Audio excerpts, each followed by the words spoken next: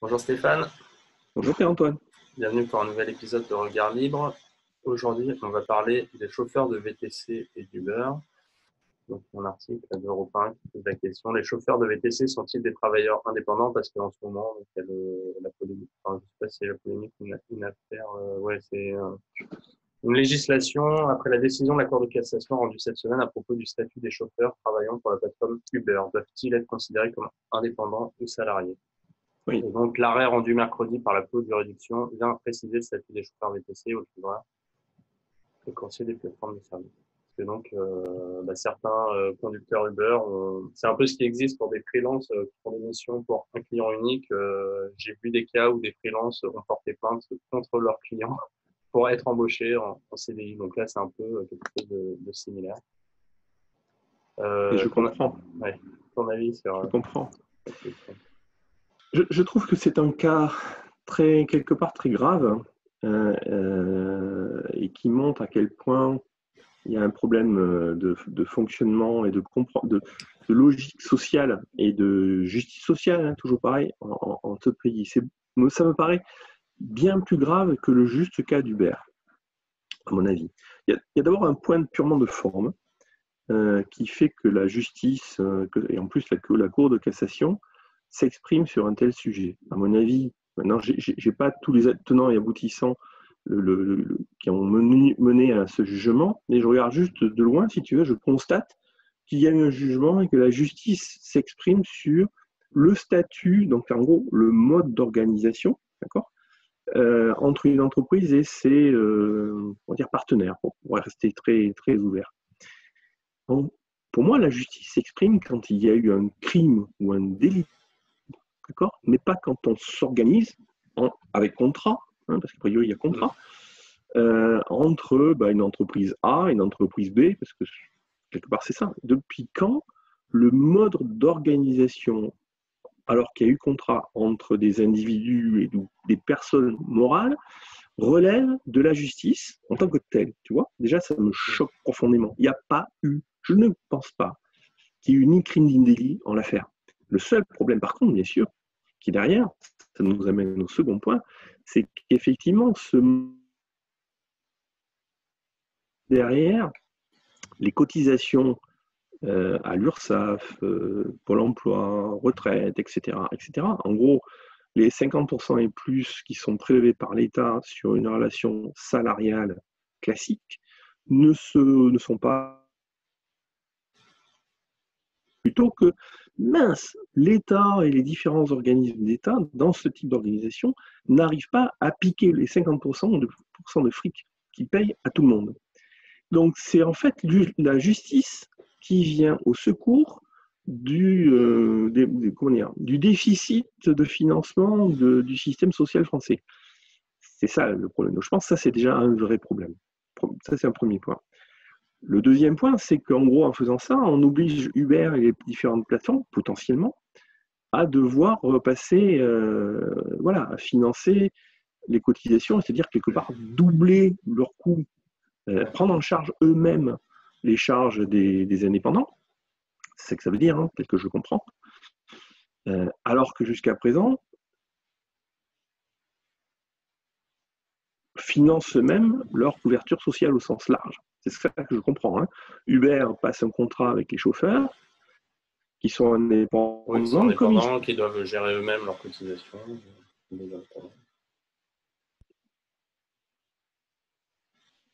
Pardon, Les... vas-y. Non, c'est moi. Tel que je comprends, les indépendants prennent en charge leur propre couverture sociale. Ouais. J'ai pas idée des taux, mais c'est pas ça qui importe. Alors que là, ce qu'on demande, c'est qu'Uber le prenne en charge, et tel que je le comprends, ça veut dire deux choses. Ça veut dire que le montant total de la couverture sociale est bien sûr supérieur, sinon il n'y aurait pas d'enjeu. Et ensuite, Uber doit être un collecteur d'impôts, hein, un collecteur de cotisations, pour ce qui simplifie aussi le fonctionnement de l'État. C'est ça qui est derrière. Mais, donc, tel que je le comprends, c'est ça l'enjeu. Mais après, voilà. Mais moi, je pose une autre question.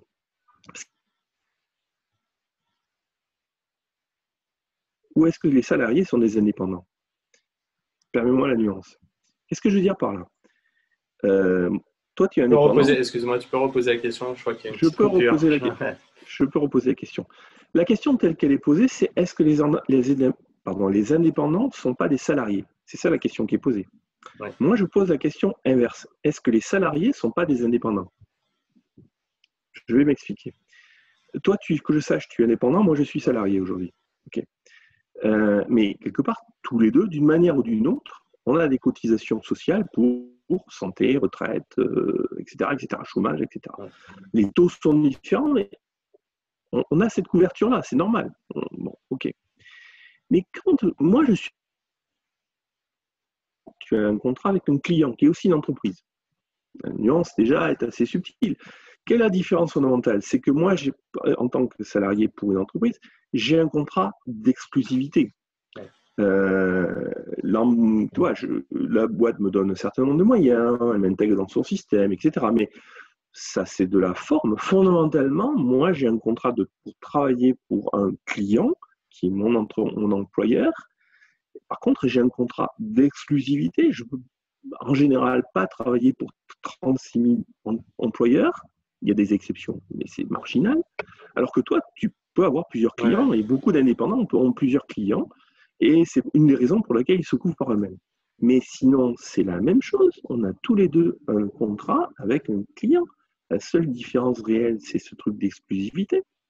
Ce que j'essaie de dire, c'est qu'un salarié, c'est un indépendant qui a choisi d'avoir un contrat d'exclusivité avec son client. C'est la même chose.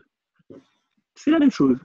La seule différence, c'est que l'État a profité de ce truc-là pour, au passage, rendre les entreprises collecteurs d'impôts, parce qu'il y a une relation d'unicité, de coller tout un régime fiscal et de cotisation obligatoire, alors que toi, les cotisations, elles ne sont pas obligatoires pour le client, elles sont peut-être obligatoires pour toi, et encore. Et c'est les seules choses qui changent. Et moi, ce que je pose comme question, c'est pourquoi en France, plutôt que de chercher à rendre les indépendants salariés, pourquoi on ne rend pas les salariés indépendants? C'est-à-dire, pourquoi on ne propose pas aux salariés de choisir leur mode de couverture sociale et leur mode de cotisation, comme pour les indépendants? C'est ça, pour moi, la question qu'il faudrait poser. Ils ne veulent pas parce qu'ils se rendraient compte, les indépendants, quand on est indépendant, on se rend compte de ce qu'on va payer pour justement les cotisations. Donc moi, je suis à peu près à 45% de chiffre d'affaires, sans compter la TVA. Je ne parle pas de la TVA, mais on est à 45%. Donc c'est vrai que si tout le monde payait lui-même ses cotisations, il se rendrait compte qu'il paye 45% et que l'État se gave au passage. Et c'est pour ça que l'État ne veut pas. Et c'est d'ailleurs aussi pour ça que l'État a demandé à ce qu'on supprime sur les fiches de salaire toutes les cotisations qui étaient versées par l'employeur. Comme ça, le salarié est toujours exploité par son employeur qui le sous-paye, alors qu'en fait, l'État a déjà fonctionné. C'est pas ça du tout. Deux fois le salaire. Exactement. Parce que même avec tes 45%, tu es largement en dessous de ce que moi je mépris. Oui. Toi, en tant que salarié, toi, c'est encore plus, je crois. C'est plus proche de 55 à 60. Voilà, c'est ça. Donc, malgré tout, tu t'en sors bien. Mais fondamentalement, la question que je pense qu'il faut poser et qu'on devrait poser, c'est celle-là. Quelle est la différence fondamentale? Il y a un contrat d'exclusivité d'un côté, ok, mais ça peut être un choix, et un régime de collecte. Moi, je dis, pourquoi on ne fait pas l'inverse? Pourquoi on ne propose pas plutôt aux salariés d'avoir le choix de leur cotisation et de leur régime, comme pour les indépendants? Et le cas Uber tomberait tout seul. Ça permettrait, en plus de donner de l'ouverture aux plateformes, ça dérigidifierait le statut de salarié et ça permettrait aux indépendants de se développer. Ça ouvrirait largement les statuts et ça permettrait à tout un tas de boîtes de se créer, à mon avis, et à plein d'indépendants de voir le jour, alors qu'aujourd'hui, on est complètement rigidifié. Donc, c'est en ce sens, pour moi, ce sont les deux points qui sont intéressants sur cette affaire. Le premier, la justice se mêle de quelque chose qui n'est ni crime ni délit. Et le deuxième, c'est on pose une question qui est à l'envers de ce qu'on aurait posé, c'est pourquoi on ne propose pas et on ne considère pas les salariés comme des indépendants. Mais moi, en discutant de ça, il y a beaucoup de gens qui trouvent ça normal, que oui, c'est du salariat déguisé. Ils me parlent de salariat déguisé. Je suis sur des portails de freelance et des freelances se disent ah, c'est normal, c'était du salariat déguisé. Mais je Pour pense moi, que s'il y a un contrat entre deux personnes, voilà, c'est si tu fais ton contrat et que tu es d'accord pour Mais oui, c'est ton client et que tu fais la mission pour lui, bah, tu peux en avoir qu'un, mais bon, après, libre à toi d'en bien trouver sûr, un autre, faire autre chose. Mais bon. bien sûr. Je ne, je ne serais pas, je ne serais pas surpris que ces gens-là raisonnent justement par rapport aux cotisations et que ils trouvent, qu'ils n'aient pas compris, qu'ils n'aient pas réalisé le montant de cotisation qui est payé par l'entreprise à leur titre, qu'ils ne voient que ce qu'ils touchent eux et qui se disent si j'étais salarié, en fait, au bout du compte, proportionnellement, je toucherais plus que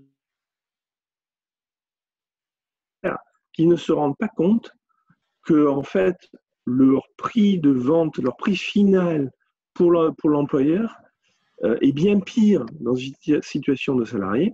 Et donc en fait, ils ont probablement plus de chances de gagner moins en tant que salarié qu'en tant qu'indépendant. Je pense qu'ils ne se rendent pas compte. J'espère, parce que sinon je ne comprends pas leur raisonnement. Bah après, il n'y a peut-être pas de raisonnement, c'est juste tout l'univers socialiste français qui fait que voilà, l'entreprise était exploitrice Oui, des bien sûr. pauvres indépendants. Voilà. C'est plutôt comme ça, la manière dont c'était tourné. J'ai du mal à comprendre comment on peut être indépendant et avoir une haine de l'entreprise. Ça, c'est. Ouais. Mais bon, là, Bon, voilà. Ça en reste le sujet. Très bien. Bon, merci Stéphane. je t'en prie.